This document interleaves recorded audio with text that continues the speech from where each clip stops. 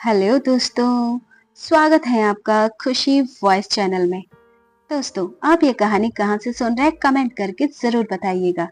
शादी के 1 साल बाद ही मेरे पति इस दुनिया और मेरी जिंदगी से हमेशा के लिए चले गए।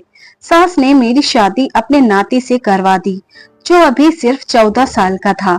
मैंने सोचा था मेरी शादी जिससे हुई है वो तो बच्चा है, लेकिन मेरा नाम कल्पना है।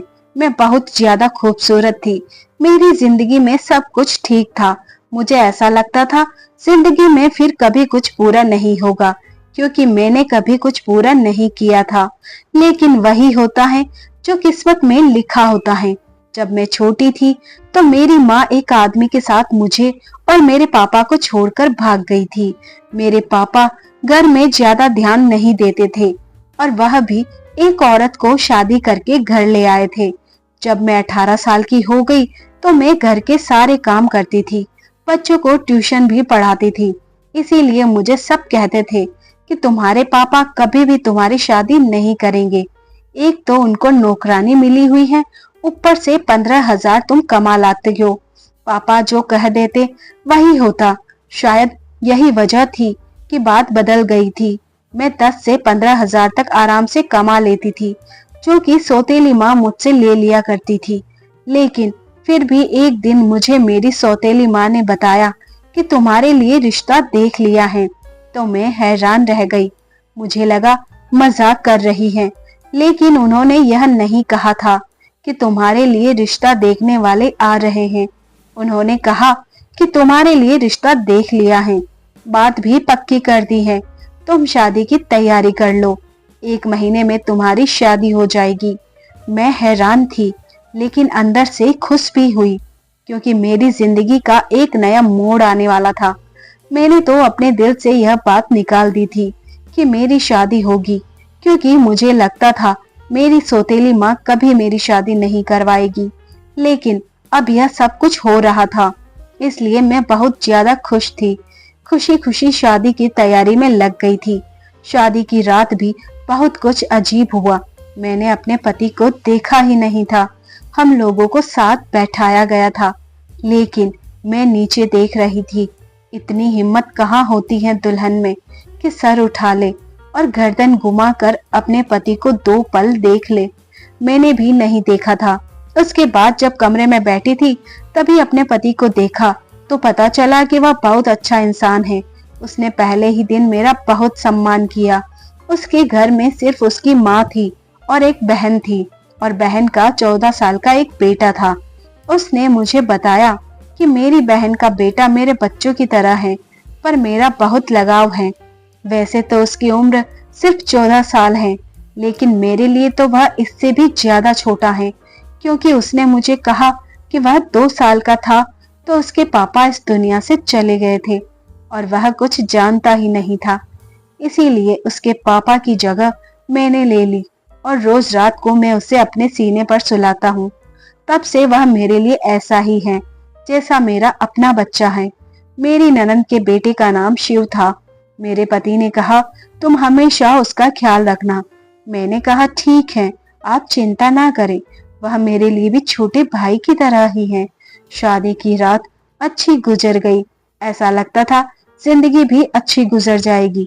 लेकिन सुबह हुई तो सास ने कुछ अजीब पूछा और मेरे कमरे में आ गई। मुझे इतनी शर्म आ रही थी, मैं शर्म से पानी पानी हो रही थी। मैं सोचने लगी औरतें इस तरह की हरकतें क्यों करती हैं। उसके बाद में अपने भांजे के पास थोड़ी देर बैठ गई। मेरी सास ने कहा अब तुम तैयार हो जाओ, रोज तुम्हें देखने के लिए रिश्तेदार आएंगे। शादी धूमधाम से हुई है, जबकि इतने पैसे नहीं थे, लेकिन बारी बारी सब लोग तुम्हें देखने के लिए आएंगे और जो भी पैसे देंगे वह मुंह दिखाई में देंगे, तो वो मुझे दे देना। मैंने कहा ठीक है। मेरी सास परंपरा निभाने वाली सास की तरह ही थी, लेकिन भांजा अच्छा था। पहले मेरे साथ से हंसी मजाक कर रहा था, फिर उसने अजीबो गरीब किस्म की बातें शुरू कर दी। मुझसे पूछने लगा आप और मामा क्या कर रहे थे। मैंने कहा हम लोग बातें कर रहे थे।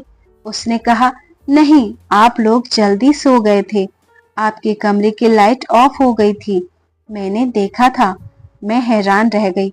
मैंने कहा, यह हमारे कमरे के बाहर बैठा था। कहीं इसने हमारी बातें तो नहीं सुन ली। मुझे बहुत शर्मिंदगी हो रही थी, लेकिन वह आराम से बातें कर रहा था, जैसे उसे कुछ पता ही नहीं है। इसीलिए मैंने भी ज्यादा बात नहीं की। कहने लगा, आप कहाँ सोती हैं? मामा किधर सोते हैं? मुझे समझ नहीं आ रहा था इसे क्या जवाब दूं। फिर पूछने लगा, क्या आप लोग एक साथ सोते हैं? मुझे बड़ी शर्मिंदगी हुई। शाम को मैंने यह बात अपने पति को बताई कि वह इस तरह से सवाल पूछ रहा था। अजीब बात है, इतने छोटे बच्चे के दिमाग में इतने सारे सवाल। मेरे पति ने कहा, मैंने तुम्हें कहा था कि तुम्हें उसका ख्याल रखना है। तुम्हें पहले दिन ही उसकी शिकायत करने लगी हो। मैंने कहा कि मैं शिकायत नहीं कर रही हूँ, लेकिन आजकल के बच्चों के दिमाग में इस तरह के सवाल नहीं होने चाहिए। मेरे पति ने कहा, इस उम्र में जिज्ञासा होती है, लोग सवाल पूछ लेते हैं। मेरा भांजा बहुत ज्यादा मासूम है। उसका ख्याल रखना, उसकी कमजोरी, उसकी गलतियां तलाश करने को नहीं कहा है। यह बेचारा तुम्हारे आगे पीछे फिरता है। मामा मामी कहते उसका मुंह नहीं थकता, और तुम हो कि उसके लिए इस तरह सोच रही हो। मैं तो हैरान थी कि मेरे पति को क्या हो गया था। वो वाकई अपने भांजे के लिए बहुत ज्यादा इमोशनल थे। ये बात समझने में मुझे ज्यादा देर नहीं लगी कि अगर मुझे अपने पति को खुश रखना है तो उनके सामने उनके भांजे की कोई भी बुराई नहीं करनी है, नहीं तो उसे बुरा लग जाएगा। उसके बाद मैंने ऐसा कुछ भी नहीं किया। अभी हमारी शादी को 1 हफ्ता हुआ था। मेरे पति फिल्मी किस्म के इंसान थे। उसे मुझ में बहुत ज्यादा दिलचस्पी थी। वो मुझे छोड़ते ही नहीं थे। एक दिन तो सुबह से मेरी सास मुझे आवाज दे रही थी, लेकिन मेरा पति मुझे अपने पास से उठने ही नहीं दे रहे थे। वो कह रहे थे, मुझसे अच्छी अच्छी बातें करो, मेरी आंखों में देखो। तुमने क्या कभी फिल्म नहीं देखी? जैसे फिल्मों में हीरो हीरोइन एक दूसरे के साथ बैठकर बातें करते हैं और मेरे पास बैठी रहो। मैंने कहा, आपकी माँ मुझे बुला रही है, कोई काम होगा, क्योंकि सुबह के 11 बज रहे थे। ये कोई 4 या 5 बजे का वक्त नहीं था। लेकिन मेरा पति मुझसे बातें कर रहा था और फिर वही हुआ। मुझे मेरी सास से डांट पड़ती रही। मुझे इन लोगों का समझ ही नहीं आता था। यह लोग थोड़े से अजीब थे। मेरी सास आखिर कह ही दिया, तुमने तो आते ही मेरे बेटे को अपनी उंगलियों पर नचाना शुरू कर दिया है। तुम्हारे अलावा इसे कोई दिखाई नहीं देता। मैंने कहा, ऐसा कुछ नहीं है माँ जी। अब वो खुद ही मेरा दीवाना है, तो मैं क्या कर सकती हूँ। लेकिन मेरे पति ने मुझे कहा था, मेरी माँ का हमेशा ख्याल रखना, उनको खुश रखना। इसलिए मैं सारे घर के काम अच्छे तरीके से करती थी, कभी कुछ भी नहीं बोलती थी, कोई जवाब नहीं देती थी उनको। अगर जवाब देती तो बहुत तरीके से, जिस पर वह गुस्सा नहीं होती। पर मेरी शादी को अभी 1 साल भी पूरा नहीं हुआ था जब मुझे एक बुरी खबर मिली। वो ये है कि मेरा पति इस दुनिया से चला गया। उसके बाद हम लोग बहुत ज्यादा परेशान हो गए और सोचने लगे कि ये खबर झूठी हो। लेकिन जब लाश को घर लाया गया तो हमारे होश ही उड़ गए, और मेरी सास, मेरा भांजा और मेरी ननंद, हम बुरी तरह चिल्ला रहे थे, रो रहे थे, भगवान से प्रार्थना कर रहे थे कि ये खबर भी झूठ हो। पर मेरा पति इस दुनिया से जा चुका था। ये दुख मेरे लिए बहुत बड़ा था। मेरे माँ बाप ने कहा, ये दुख तुम अपने ससुराल में ही पूरा करो, उसके बाद हम तुम्हें आकर ले जाएंगे। मैं रोती रही, तड़पती रही। मेरी सास मुझे कहती रही कि जब से तू आई है, तूने मेरे बेटे को खा लिया, तेरे कदम ही मनहूस हैं। इस घर का वारिस चला गया, मेरा बेटा चला गया, सब कुछ बर्बाद हो गया, सब कुछ खत्म हो गया। तूने किया है ये सब। ये 4 महीने ताने सुनने में ही गुजरे थे, लेकिन इसके बाद ये वक्त खत्म हो गया तो मैं यह सोचकर थोड़ी बेफिक्र थी कि अपनों के पास चली जाऊंगी। वैसे भी अब मेरी जिंदगी में खुश रहने के लिए क्या रह गया था। पापा ही थे मेरे अपने, बाकी तो मेरी माँ भी सौतेली थी। जब मेरी सौतेली माँ और मेरे पापा मुझे वापस लेने के लिए आए तो मेरी सास ने एक ऐसी बात कही कि सब हैरान रह गए। मेरी सास का कहना था, मैं इसे वापस नहीं भेज सकती, ये मेरे बेटे की विधवा है। मेरे पापा ने कहा, आपका बेटा इस दुनिया में नहीं रहा, इसका यहाँ पर क्या काम। लेकिन मेरी सास का कहना था, इसकी वजह से तो मेरा बेटा गया है, अब यह भी यहाँ से चली जाएगी क्या। मेरे घर में कमाने वाला कोई भी नहीं है। मेरी एक बेटी है जो विधवा है, उसका एक बेटा है जो अभी स्कूल में पढ़ता है। तो फिर क्या हम भूखे मर जाएंगे। ये मेरे बेटे की जगह कमाई करेगी और हमारा घर चलाएगी। मेरे पापा और मम्मी ने कहा, ये तो बहुत ही बुरी बात है, ऐसा नहीं होना चाहिए। लेकिन मेरी सास ने ठान लिया था। फिर मेरे पापा मेरी सास के बीच काफी बहस हुई। कभी बात इस तरह जाती है तो कभी उस तरफ। जब मुझसे पूछा गया तो जाहिर है मैं वापस जाना चाहती थी। मेरा भी इस घर में दम घुटता था, पर मेरी सास ने कहा, यह यहाँ से नहीं जाएगी। मेरी सास ने अपने कुछ रिश्तेदारों को भी बुला लिया जो बुरी तरह से लड़ाई करने के लिए तैयार बैठे थे। अजीब व गरीब तरह की बातें कर रहे थे। फिर नतीजा यह निकला कि मेरी शादी दोबारा करा दी जाए तो फिर मैं इस घर में रह सकती हूँ।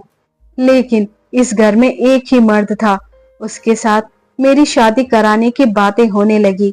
सब ने कहा, छोटा है तो क्या हुआ, ये लड़की कौन सी 40 साल की है, इस तरह ये इस घर में रह जाएगी, इस घर में फिर से बहू बन जाएगी।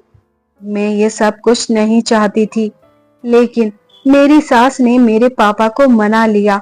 मेरी सौतेली माँ ने भी कहा, अच्छी बात है, अगर हम इसको अपने घर ले जाएंगे तो हमारा क्या फायदा है, दोबारा इसकी शादी तो होगी नहीं, कहाँ से दोबारा रिश्ता तलाश करेंगे।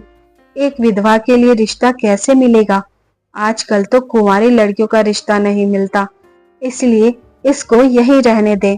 समाज वाले भी बातें करेंगे। एक बेटी अगर फिर से सुहागन बन रही है तो इस ऑफर को ठुकरा कर हम इसे अपने साथ ले जाएंगे तो हमारे घर में भी तो ये विधवा ही कहलाएगी। मेरी सौतेली माँ ने अजीबोगरीब बातें करके मेरे पापा को मना लिया।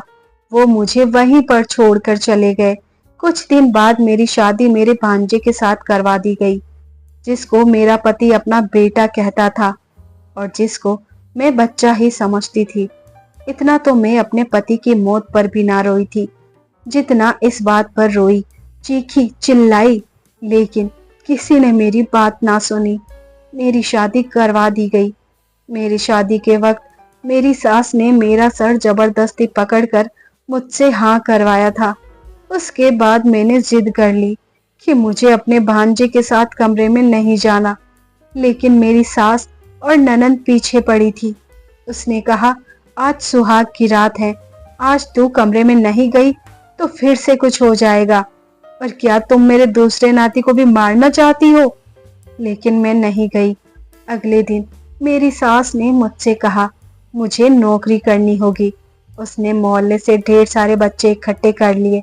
अब मैं रोज 40 से 60 बच्चों को पढ़ाती थी। मेरा दिमाग बहुत ज्यादा खराब हो जाता था। मैं बहुत ज्यादा थक जाती थी। सारा दिन घर के काम भी करती थी। एक हफ्ता इसी तरह बीत गया।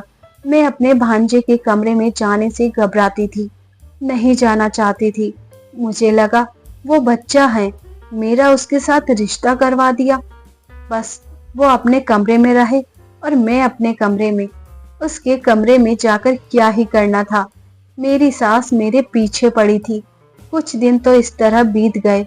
मैं एक दिन यह देखकर हैरान रह गई। मेरा भांजा खुद यह कह रहा था कि मेरी पत्नी को मेरे कमरे में भेजो, लेकिन मुझे पता था वो बच्चा है, उसे इन सारी बातों का पता नहीं, इसलिए वो कह रहा होगा कि उसे ये सब कुछ अजीब लग रहा है। वो खुश हो रहा है। एक तो उसकी शादी हो गई, वो भी इतनी जल्दी। उसके लिए ये सब कुछ नया है। मैं हैरान रह गई कि उसके दिमाग में भी ऐसी बातें तो पहले ही दिन से थी। मैं समझ गई थी कि उसे ऐसी चीजों का शौक है, लेकिन उसे यह नहीं पता था कि पत्नी क्या होती है। मेरी जिंदगी बर्बाद हो गई थी। मेरी जिंदगी में अब कुछ भी नहीं था। मैंने एक दिन सोच लिया कि मैं इस घर से भाग जाऊंगी। ये कोई इतना ज्यादा मुश्किल नहीं था, इसलिए मैंने सोच लिया कि मुझे क्या करना है। लेकिन मेरे भांजे को पता चल गया। उसने कहा, फिक्र ना करें, मैं आपकी मदद करूंगा, जो भी आप कहेंगे मैं करूंगा, फिक्र मत करो, आपको कोई दिक्कत नहीं होगी, मैं आपका ख्याल रखूंगा। वह बातें तो इस तरह कर रहा था जैसे कि मैं सुनना चाहती थी। मैं बुरी तरह रोने लगी। मैं भी घर से भागना नहीं चाहती थी। भागकर कहाँ जाती? एक बार भाग जाती तो मुझ पर ठप्पा लग जाता कि यह घर से भाग गई। मैं एक इज्जतदार बाप की बेटी थी। मैंने सारी जिंदगी इज्जत से गुजारी थी। मैं अपने बाप का नाम कैसे बदनाम कर सकती थी? मैं बुरी तरह रोने लगी और अपने पति के साथ वापस आ गई। ऐसा पति नहीं चाहिए था। मेरा दिल नहीं कर रहा था उसको पति कहने का। सुबह इस बात की खबर आखिर मेरी ननंद सास को भी हो गई, लेकिन मेरे देवर ने सब कुछ संभाल लिया, वरना मुझे बहुत डांट पड़ती और मैं ऐसा नहीं चाहती थी। उसके बाद मेरी ननंद को बैठे बैठे ना जाने क्या हो गया, उसने शोर करना शुरू कर दिया। उसने कहा, आज तो तुम मेरे बेटे के कमरे में जाओगी, तुमने तमाशा बना लिया। इसकी पत्नी हो, पति पत्नी एक साथ नहीं रहेंगे तो क्या अलग अलग रहेंगे? यह बात बिल्कुल भी अच्छी नहीं है। मैंने बहुत सोचा। मेरी सास ने जबरदस्ती मुझे फिर से दुल्हन बनने को कहा। मुझे दुल्हन बनाकर कमरे में भेज दिया। एक पल को मैंने सोचा कि मैं अंदर से कमरे को ताला लगा लूं, लेकिन मैं ऐसा नहीं कर पाई क्योंकि मेरी सास ने पहले ही दरवाजा खोल दिया था। थोड़ी देर बाद मेरा भांजा कमरे में आ गया।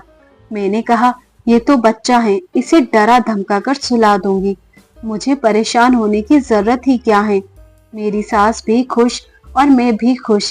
किसी को क्या पता चलेगा कि कमरे के अंदर क्या हो रहा है। मैं हैरान होने लगी कि ये ख्याल मुझे पहले क्यों नहीं आया। उसने मुझे कहा कि तुम बहुत प्यारी लग रही हो। मैंने कहा, ठीक है, अब तुम सो जाओ। मैं मेकअप और ज्वेलरी उतारने लगी। उसने कहा, तुम बहुत अच्छी लग रही हो। मैंने कहा, मैं अच्छी हूँ या बुरी, इससे तुम्हें कोई मतलब नहीं, चुप करके सो जाओ। मैंने उसे आखिरी बार कहा था, किसी बीवी की तरह नहीं, बल्कि शायद उसकी माँ की तरह बोल रही थी, जो डांट कर सुला देना चाहती थी। लेकिन वो मुझे ऐसी नजरों से देख रहा था जैसे किसी ने आज तक मुझे नहीं देखा था। मैंने कहा, मेरी शक्ल क्यों देख रहे हो? चुपचाप सो जाओ। मैं अभी भी इस पर रोक जमाने की कोशिश कर रही थी, जबकि मुझे डर लग रहा था। थोड़ी देर के बाद उसने मेरा हाथ पकड़ा और मेरे मुंह पर थप्पड़ दे मारा। मैं हैरान रह गई। उसने कहा, तुम्हें तमीज नहीं है? अपने पति से किस तरह बात करते हैं? तुम मुझ पर चिल्ला रही हो, बेवकूफ औरत। मैंने कहा, तुम अभी जमीन से निकले नहीं हो और रोते हो पति बनने के लिए। तुम मेरे पति नहीं हो, तुम्हारी उम्र ही क्या है? उसने कहा कि तुम मुझे पहले दिन ही पसंद आ गई थी। तुम्हें पता है, तुम्हें पाने के लिए मैंने क्या कुछ नहीं किया। अपने बाप जैसे मामा को मारना पड़ा क्योंकि मैं तुम्हें पाना चाहता था। ये सुनकर मेरी रूह कांप गई। उसने अपने मामा को खुद मारा था। उसने कहा, मैंने अपने मामा को खुद मारा था। उसने कहा, मैंने अपने मामा की कार का ब्रेक खोल दिया था, जिसकी वजह से जब वह थोड़ा आगे गए तो उसका ब्रेक पर से कंट्रोल खत्म हो गया। उनका एक्सीडेंट हो गया। सबने यही समझा कि उसका हादसा हो गया है। यह दुनिया से चला गया, जबकि वह सोचा समझा प्लान था। मैं हैरान रह गई। इस आदमी ने मेरे पति को मार डाला, जिसे मैं बच्चा समझ रही थी, और अभी मेरा पति बना खड़ा था। यह कोई मासूम बच्चा नहीं था, ये एक शैतान था जिसने अपने मामा को मार डाला। इसका मामा, जो इससे बहुत ज्यादा प्यार करता था, इसे अपने बच्चों की तरह समझता था। क्या ये जमाना इतना बदल गया था? मुझे तो कुछ समझ नहीं आ रहा था। मैं वहां से भाग जाना चाहती थी, चीखना चिल्लाना चाहती थी, लेकिन उसने मुझे अपनी तरफ खींच लिया। मगर जब से मुझे ये पता चला मेरे पति की मौत मौत नहीं बल्कि मारा गया था, तो मैं एक हफ्ते तक बेहोश रही। सबको सब कुछ बताया, चिल्ला चिल्ला कर बताया। किसी ने मेरी बात का यकीन नहीं किया। उन्होंने कहा, ऐसा हो ही नहीं सकता है, ये अपने मामा को कभी भी नहीं मार सकता। तुम झूठ बोल रही हो, क्योंकि तुम मुझसे शादी नहीं करना चाहती थी।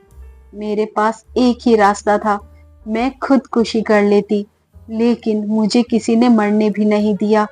आज भी इस तरह से जिंदगी गुजार रही हूँ। समझ नहीं आता कि क्या करूँ। उसके बाद जिंदगी इसी तरह गुजरने लगी। मुझे भगवान ने एक बेटा दिया। मैं यह सोचकर उदास थी कि मेरी किस्मत बुरी है, मेरे बेटे की किस्मत भी बुरी होगी। पर मेरी किस्मत इतनी भी बुरी नहीं थी, क्योंकि मेरे भांजे के साथ भी वही हुआ जो उसने अपने मामा के साथ किया। मैंने उसको पुलिस के हवाले कर दिया। मैं इतने दिनों से उसके खिलाफ सबूत इकट्ठा कर रही थी। अब उसको उम्र कैद हो चुकी है। ये सदमा मेरी सास बर्दाश्त ना कर पाई, वो भी मर गई। उसके बाद मैंने अपनी ननद की दूसरी शादी करा दी और वो भी बहुत खुश है। उसको एक अच्छा जीवन साथी मिला है और अब वो सारा घर मेरा हो गया। अब मैं अपने बेटे के साथ रहती हूँ, बच्चों को ट्यूशन पढ़ाती हूँ। मेरी जिंदगी इसी तरह गुजर रही है। मैंने कभी नहीं सोचा था कि मेरे साथ यह सब कुछ हो जाएगा, पर फिर भी ये सब हो गया। मैं अपने पहले पति को आज भी याद करती हूँ। मुझे उसकी बहुत याद आती है। अगर वो होते तो ये सब कुछ कभी ना होता। तो दोस्तों, उम्मीद है आपको कहानी पसंद आई होगी। इसको लाइक और शेयर करना ना भूलें, कमेंट करना ना भूलें। तो दोस्तों, आपका क्या ख्याल है इस कहानी के बारे में? कमेंट करके जरूर बताइए। Thanks for watching.